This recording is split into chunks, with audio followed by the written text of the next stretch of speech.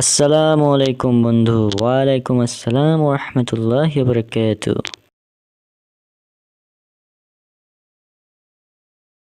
তো কি অবস্থা তোর? আছি আলহামদুলিল্লাহ ভালোই। তোর পড়াশোনা কেমন চলছে? আর পড়াশোনা চলছে মোটামুটি। হ্যাঁ, শুনলাম তোর সামনে পরীক্ষা নাকি? হ্যাঁ, সামনে পরীক্ষা। তো কষ্টকর, আসলে একটা কথা আছে না যে কষ্ট না করলে কেষ্ট মেলে না।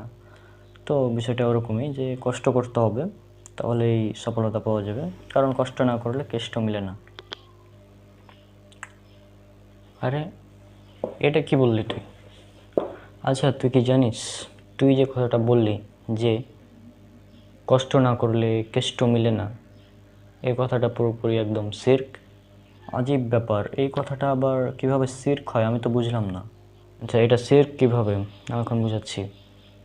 এই যে শ্রীকৃষ্ণ, তাকে চিনিস? হ্যাঁ হ্যাঁ, শ্রীকৃষ্ণ, তাকে চিনি তো, হিন্দুদের ভগবান।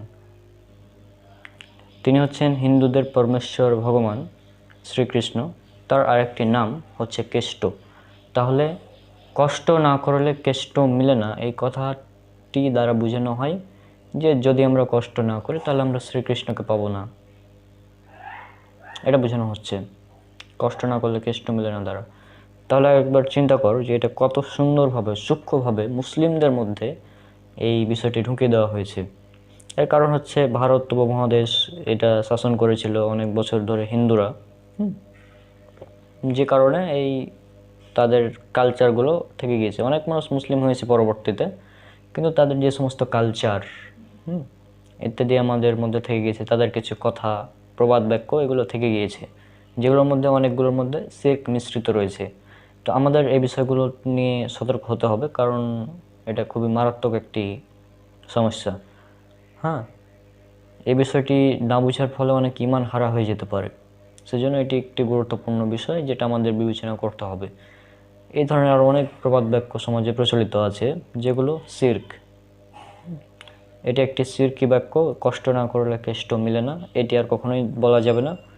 আল্লাহ বলেছেন পবিত্র কোরআনে কষ্ট, হ্যাঁ, আল্লাহ বলেছেন যে মানুষ তাই পায় যা সে চেষ্টা করে। সূরা নাজম, সূরা নম্বর 53, আয়াত নম্বর হচ্ছে 39, এখানে উল্লেখ করা হয়েছে। তো এরকম অনেক কথা আল্লাহ সুবহানাহু ওয়া তাআলা বলেছেন যে কষ্ট করতে হবে।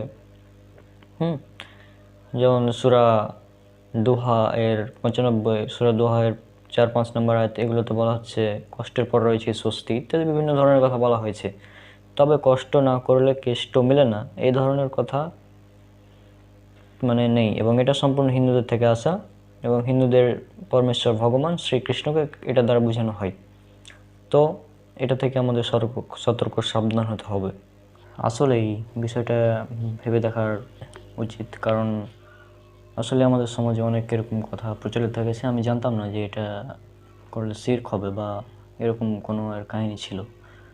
আসলে আমি বিষয়টা চিন্তাও করিনি যে এতটা ভয়ানক হতে পারে। ধন্যবাদ বিষয়গুলো বুঝিয়ে দেওয়ার জন্য।